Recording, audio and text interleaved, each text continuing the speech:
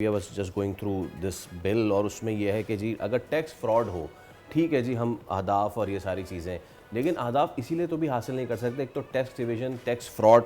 तो एक चीज़ ये है कि फाइनेंस कमेटी को पावर दी गई है कि जो टैक्स फ्रॉड करे उसको आप अरेस्ट करें, tax fraud up to 50 million. मैं चाहूँगा डॉक्टर साहब थोड़ा सा बताएं पाकिस्तान में टैक्स फ्रॉड के मामलात कितने ज़्यादा गंभीर हैं और क्या सिर्फ एक अमेंडमेंट से ये ठीक हो सकते हैं?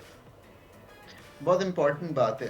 मैंने पहले गुजारिश की कि एक तो यह है कि फाइलर्स और नॉन फाइलर्स का इशू है कि बहुत से लोग फाइल नहीं करते और वो सहूलियात एंजॉय करते हैं।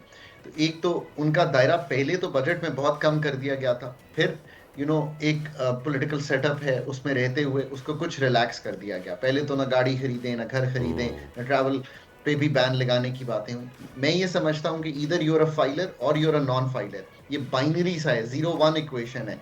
अगर इसी तरह चलेंगे तो मामला दुरुस्त होंगे। We should be heading towards. जो दूसरी बात आपने की है, जो टैक्स गैप्स हैं या टैक्स फ्रॉड्स हैं। टैक्स फ्रॉड क्या होता है? फ्लाइंग इनवॉइसेस एक बहुत सी चीज है। लोग ऐसी इनवॉइसेस भरते हैं रिफंड लेने के लिए जो फेक होती हैं। तो फिर जो सेल्स टैक्स है, अगर उसकी कहीं फैक्ट्री से चोरी हो रही है कि 18% टैक्स है, पर आप कुछ आइटम्स बगैर उसके निकाल रहे हैं और आप फ्रॉड कर रहे हैं। इसी तरह इलिसिट सिगरेट्स हैं।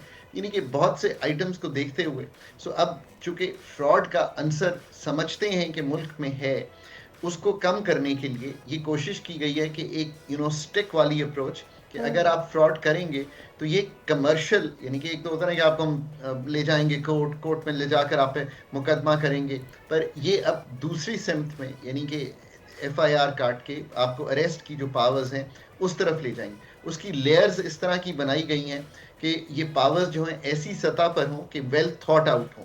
आई थिंक एक आध साल में इसकी एक डिटरेंस जरूर क्रिएट करनी चाहिए, पर eventually ease of doing business या सेंसिबली मूव करने के लिए जब आप पूरी तरह डिजिटलाइज कर लें इकोनॉमी को, देन यू कैन ठीक है। Check these frauds by digital, alright. जैसे कहेंगे परम्यूटेशंस, और ये देखते हुए कि कितनी चीनी बनी, कितना सीमेंट बना, कितने सिगरेट बने, कितना साबुन बना, absolutely. Across all these things. You want to move towards that kind of a formal economy कि हर स्टेज ठीक। जो इकोनॉमी की है, हमें इंडस्ट्री, फॉर्मल होलसेलर, इकोनॉमी की तरफ रिटेलर। जाना पड़ेगा।